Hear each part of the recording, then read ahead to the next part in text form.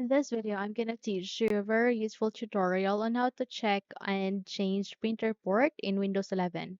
So without any further ado, let's begin. First of all, you need to proceed here at the start, make a right click, scroll up and click on settings.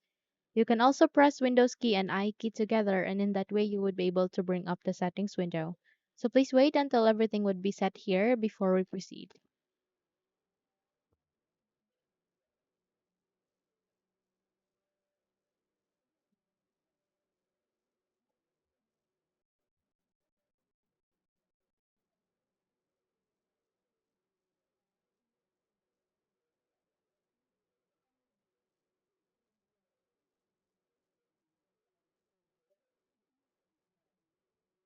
Okay, so once ready, please navigate here at the left pane where you can see a list of the option and look for Bluetooth and devices.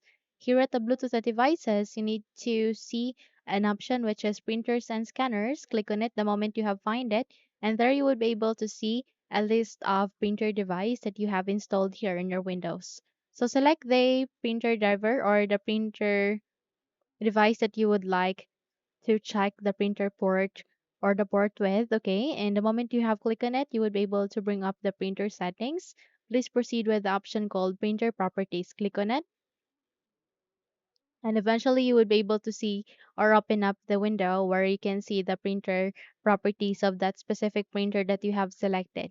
So in order to check or change the port here in your Windows 11, just navigate here at the ports and eventually you will be able to see this kind of window where you can check the port, okay?